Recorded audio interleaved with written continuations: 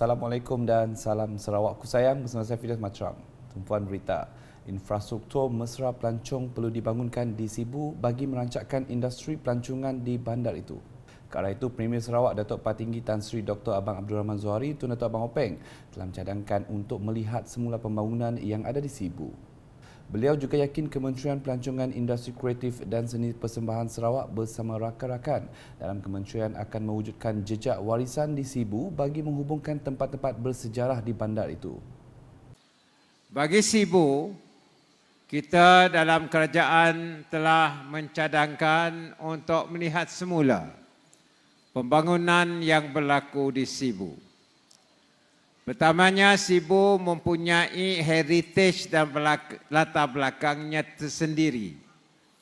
Dan sudah tentu heritage ini akan dipertahankan.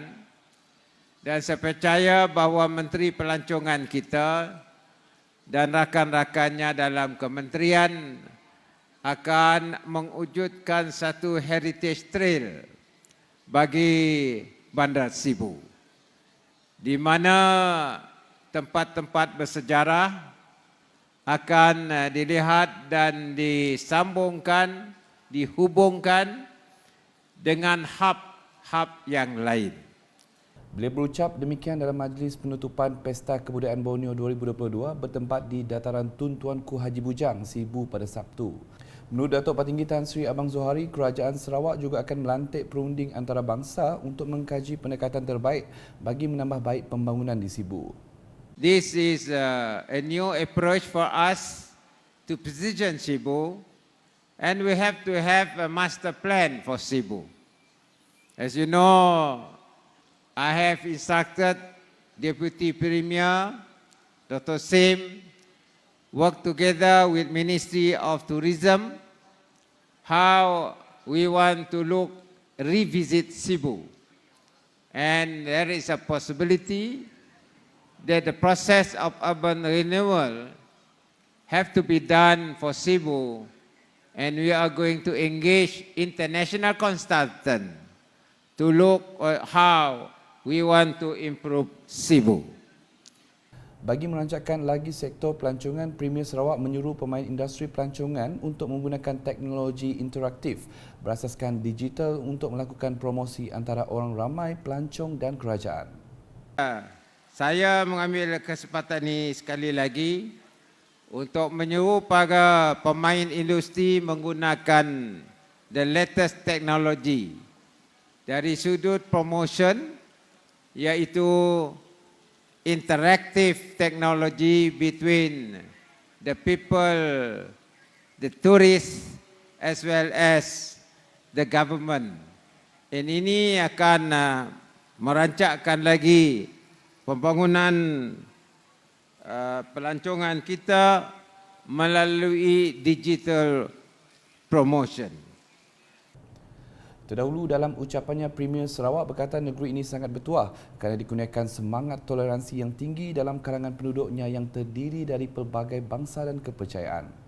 Menurutnya, perpaduan yang utuh serta saling hormat-menghormati dalam kalangan penduduk menjadikan budaya Sarawak begitu unik dan dicontohi oleh negeri-negeri lain. We have about 28, 29 ethnic groups, but there is a convergence in the cultural background of these ethnic groups, so much so it becomes Sarawak culture. And this Sarawak culture is unique in Sarawak, and therefore the level of understanding among us is very high. Perpaduan kita begitu tinggi dan kita sama-sama yakin dan juga mempunyai kepercayaan yang tinggi di antara satu sama lain melalui hormat menghormati di antara kita. Sebab itulah Sarawak selalunya menjadi satu contoh yang diambil oleh rakan-rakan kita apabila melihat bagaimana corak hidup kita yang berlainan latar belakang. Dalam pada itu, Datuk Patinggi Tan Sri Abang Zohari percaya Pesta Kebudayaan Borneo anjuran Majlis Pembandaran Sibu akan terus diletakkan dalam kalender pelancongan Sarawak pada tahun hadapan melihat kepada peningkatan sambutan terhadap pesta itu saban tahun.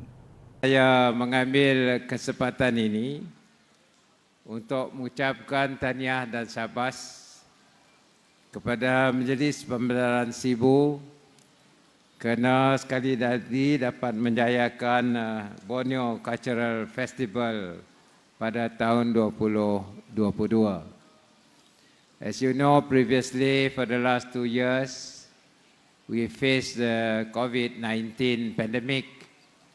We were not able to organize such festival, but thank God this year we are able to organize it once again.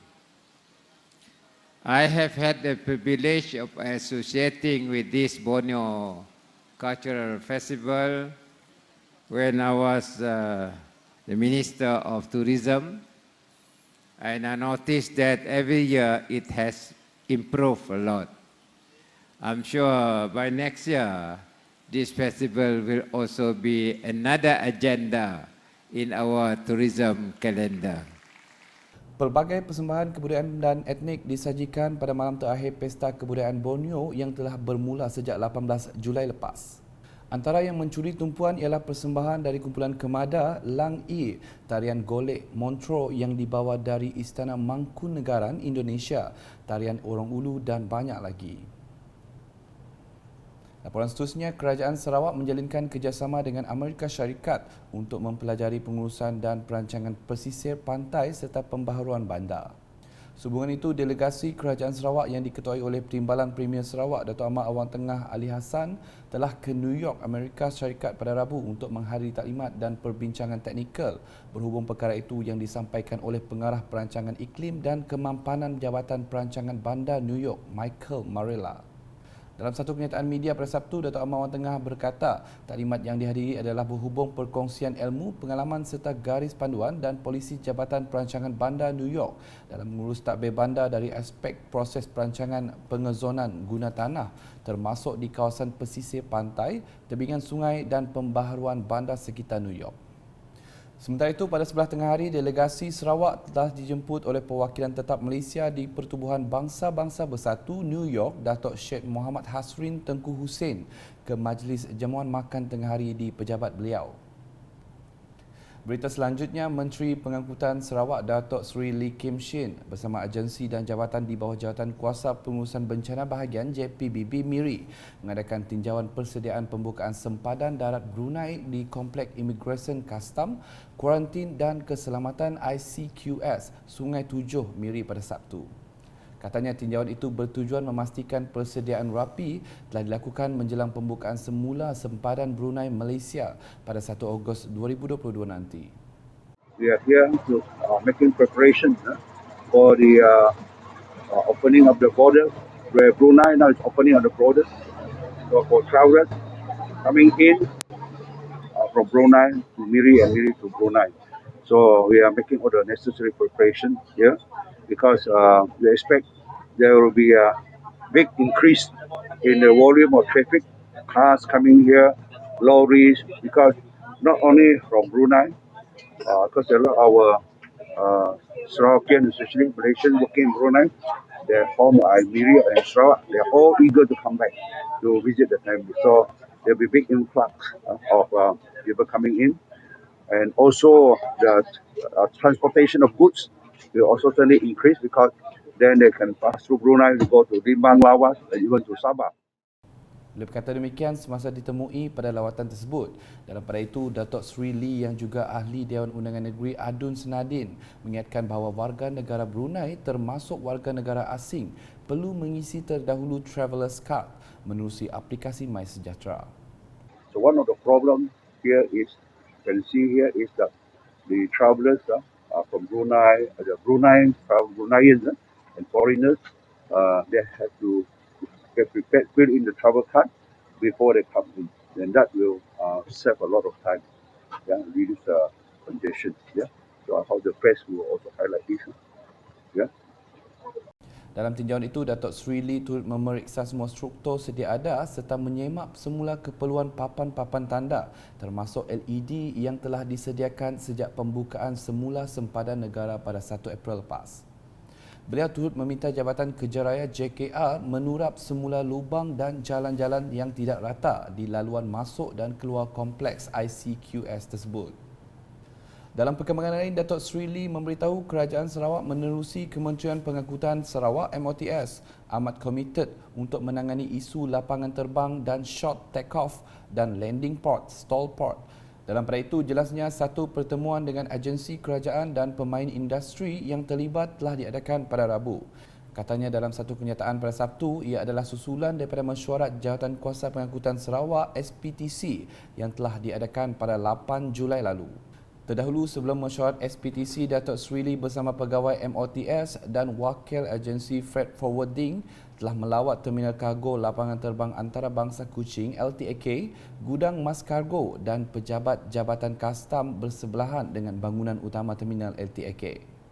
Adun senada itu mengulas lanjut antara perkara yang diketengahkan semasa pertemuan di terminal kargo ialah mengenai tempat letak kereta lori, jalan yang perlu dilebarkan, pejabat pelepasan kastam yang terlalu sempit dan ruang terhad gudang terutamanya untuk Pos Aviation dan Raya Airways.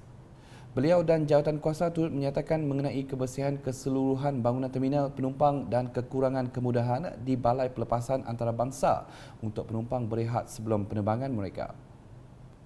Di daerah Saratok pula, sambutan Hari Sarawak peringkat Saratok 2022 tidak kurang meriahnya dengan menyaksikan penyertaan 18 kontijen terdiri dari agensi kerajaan serta sekolah yang mengambil bahagian dalam pembarisan bagi sambutan tersebut.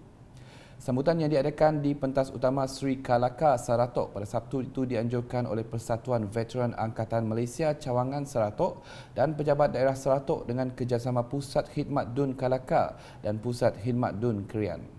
Ia telah disemulakan oleh Timbalan Menteri Pembangunan Wanita, Kanak-kanak dan Kesejahteraan Komuniti Sarawak Muhammad Razif Hitam. Hari sama memeriahkan sambutan ialah Adun Kalaka Muhammad Duri, Pengurusi Lembaga Amanah Kebajikan Islam Saratok Dato' Abdul Wahab Aziz, Pegawai Daerah Saratok Harun Mahdi, Wakil Residen Betong Mahra Saleh dan Ketua-Ketua Masyarakat Daerah Saratok. Sambutan Hari Sarawak tahun ini yang bertemakan Sarawak Makmur amat bermakna bagi penduduk di kawasan tersebut dalam meneruskan visi memajukan Sarawak sebagai negeri maju. Malah ia menjadi landasan dalam mengingatkan generasi akan datang mengenai hak-hak Sarawak yang perlu dituntut dan dikekalkan serta perjuangan pemimpin dahulu dalam menuntut kemerdekaan negeri ini dari tangan penjajah Inggeris. Sekian edisi Tengah Hari bersama saya Fidas Matrang. Berita lebih lanjut boleh didapati di semua platform media sosial UKAS termasuk portal ukas.sarawak.gov.my dan UKAS channel di YouTube. #menyebarfakta. Salam UKAS.